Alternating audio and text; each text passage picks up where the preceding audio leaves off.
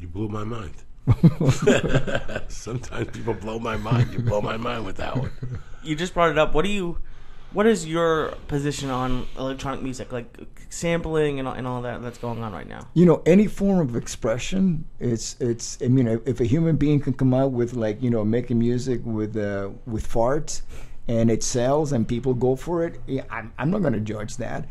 But to me, what really moves me, what really touches, what makes the hairs on my arm, stand, it's when it touches my soul. And so far, electronic music doesn't do that to me. But then again, you're talking about events.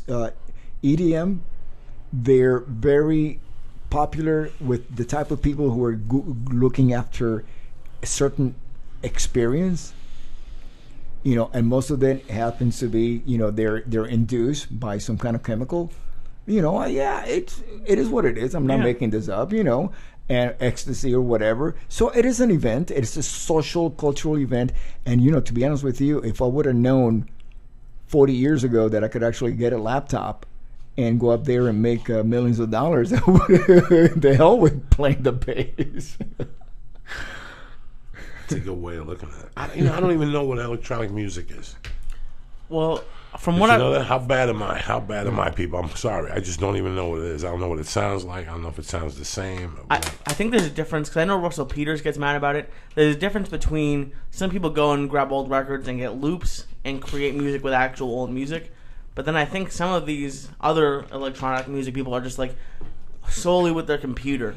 They're not going and actually finding the loops and it's kind of like what you were talking about when you were talking about the engineers and the ones who really know what they're doing. That I really like that, because I'm a very techie person, and I would love to go see an old engineer in the old studio, not with a computer, but with like the actual analog material, who actually knows what he's doing. So like a great DJ who can go and pick up a record and mix it together and make it sound really awesome. I like that. But then again, I understand like the dislike of just going on the computer and basically mashing it together. Yeah, and there's a sort of an art to that. It basically, because music, it's supposed to move you. It's supposed to affect you, emotionally, and put you in a certain state. And if electronic music can do that to a human being, there you go. That's the individual has accomplished that. What's missing to me in electronic, EDM, electronic dance music, it's the message.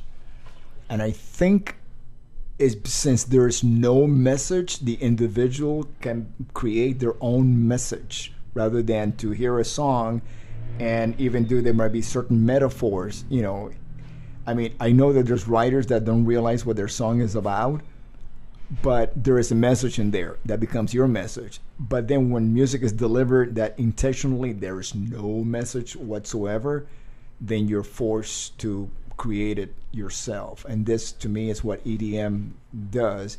It's you fill in the blanks as a human being. How is this music touching you? What are you getting out of it?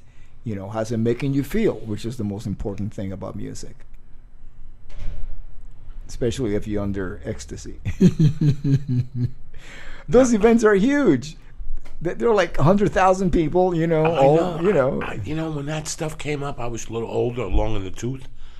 I would go to more concerts now. Like last week, Ray Canella, my friend, came from Jersey. I had a band with him in the 6th grade. We had a band. We played the Beatles' Help from beginning to end. That's all we did. We lip synced. Yeah.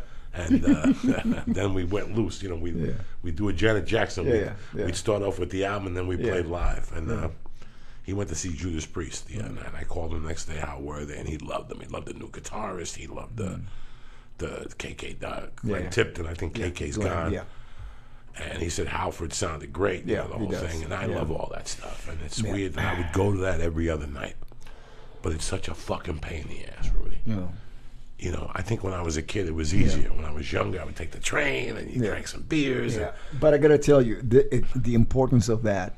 And I had an experience recently. Back in 1983, Quiet Riot opened up for Judas Priest in England. So I got to watch him every single night. Spectacular. Yeah. then you forget. Life goes on, and then recently the whole band, Judas Priest, did a rock and roll fantasy camp. And Halford, he had just had some back surgery and stuff like that, so he was taking it easy.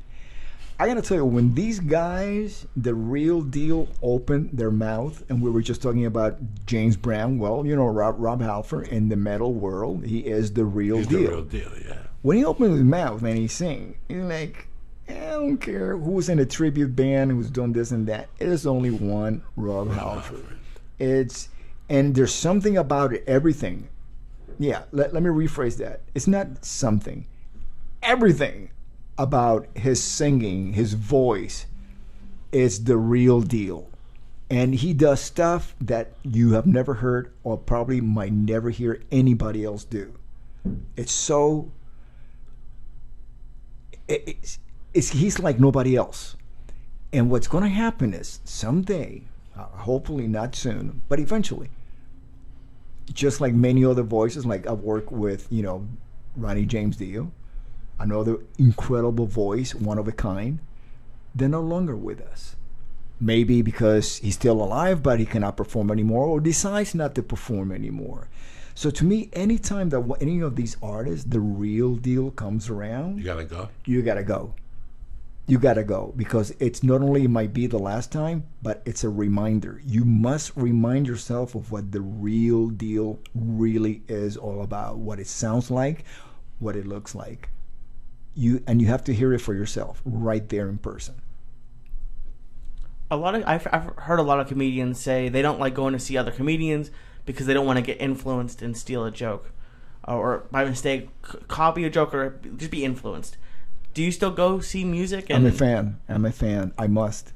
And it doesn't really seem like it's that big of an issue in music to be influenced by other musicians. It seems like everybody is, and they don't like consider. It's not as bad as like joke stealing. You should be influenced by everybody. Absolutely, everybody has something that's so unique about them. Truly, if you're dealing, especially the real deal guys. Yeah, I mean, guys that might not even be known for like being fast or whatever or heavy. Oh boy, yeah, maybe it's the groove, the pocket. You have to have a groove to your playing. Otherwise, it's bullshit.